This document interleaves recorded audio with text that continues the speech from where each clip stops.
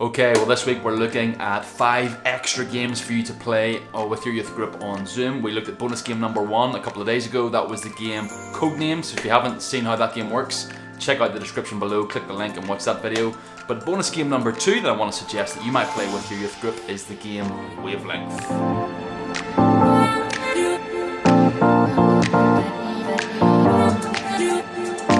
Okay, how many people do you need to play Wavelength? Well, you need a minimum of 4, and similar to Codenames, probably a maximum of about 12. You probably could use even more if you wanted to, but that's probably optimal. So if you've got a bigger group of 20 plus, 30 plus, you still could make this work, tweak it a little bit, but for a standard game, probably less than 12 people is ideal.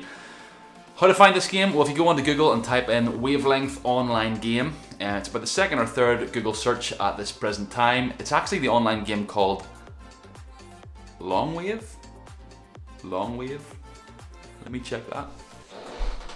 Yep, just check, it's Longwave. So Longwave is a search result that'll come up on Google. Click on that website. Again, I'll leave the link in the description below.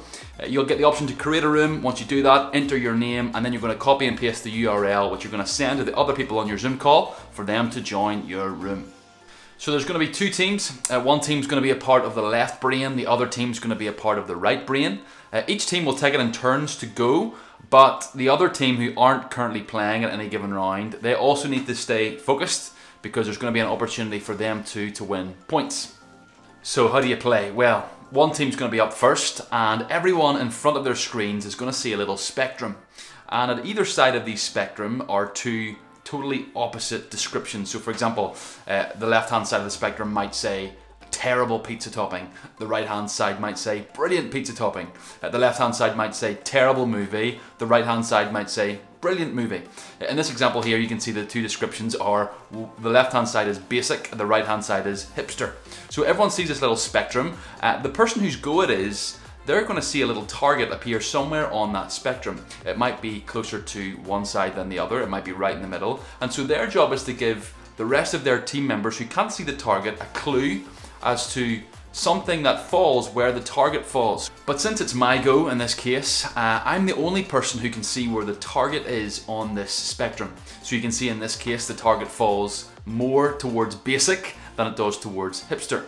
And so what's my job? I'm the only one who can see this target. Everyone else in my team and in the other team, all they can see is this little spectrum between basic and hipster. They don't know where the target falls. And so my job is to give a little clue in this little box here, and I have to describe something which reflects where the target falls. So I'm trying to describe something which is more basic than hipster so that my team can try and guess where the target is.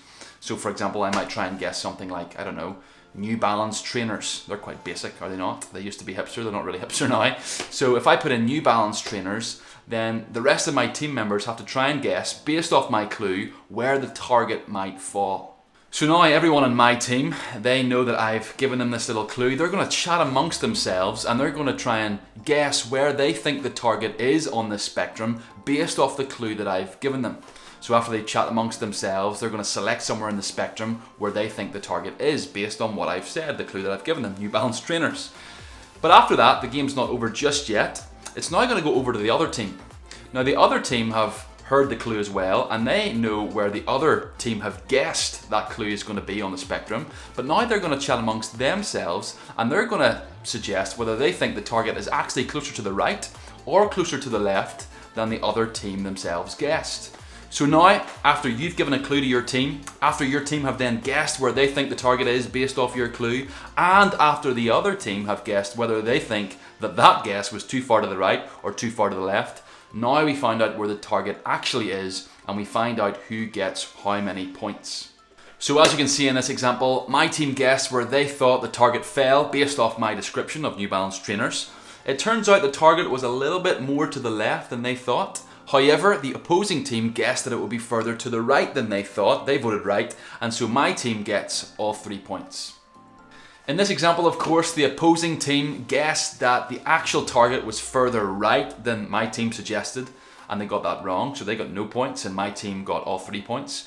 But what would have happened if the opposing team guessed left, and actually were right in thinking that the target was further left than my team suggested? Well, in that case, that team would have got 1 point, and my team, who were guessing my clue originally, would have got 0 points.